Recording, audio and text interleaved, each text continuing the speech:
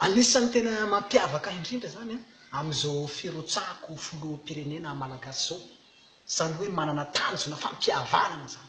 Zany hoe tanjona fampiombonana, tanjona fampifankatia, hampiray. Satria zany hoe mahafantatra fa ny vahoaka malagasy amin'izao fotoana zao lasa ny sarasara-bazana, lasa tsy nifankatia, lasa ny saraka, lasa niady. Ataonao firy zao ny mpihavana miady amin'izao fotoana zao. Lasa mikorontana, nisy atokotokotokotoko. Satria nozarazaran'ireo mpanao politika ireo zany ny vahoaka. Lasa nisy antokotoko maro be zany eto Madagasikara. Ka izaho manokana izay irako baka an-danitra any zany dia hampihavana, hampiombonao, hampifankatia aho. Ary ho vahako io olana io manomboka baka amin'ny fokontany hatrany amin'ny province tanteraka. Ary tsy voatery hoe vahoaka ihany, fa na ny kristianina koa aza mpivavaka. Betsaka eto Madagasikara nge kristianina miady.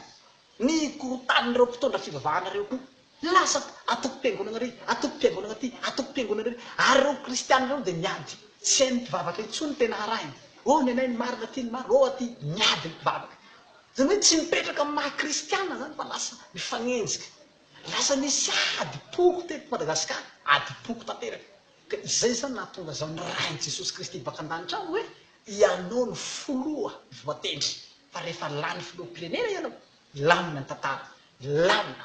Ary tanteraka amin'izay le hoe aleo very vola, tsy zay very fihavanana, hanjaka ny fihavanana, hanjaka ny filaminana, hanjaka ny fifankatiavana, hanjaka ny fiombonana rehefa lany filoham-pirenena.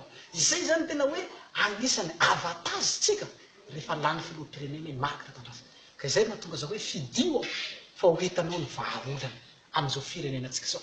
Satria hampiombona, hampifankatia, hampihavana tanteraka, zany hampiray vahoaka.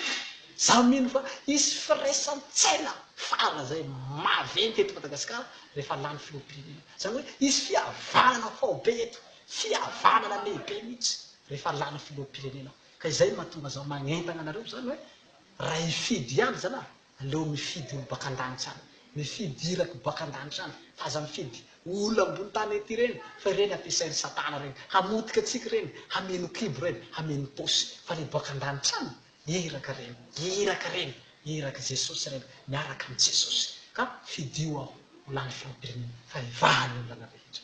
Ka sitraka anao nagnaraka izay fandaharana izay.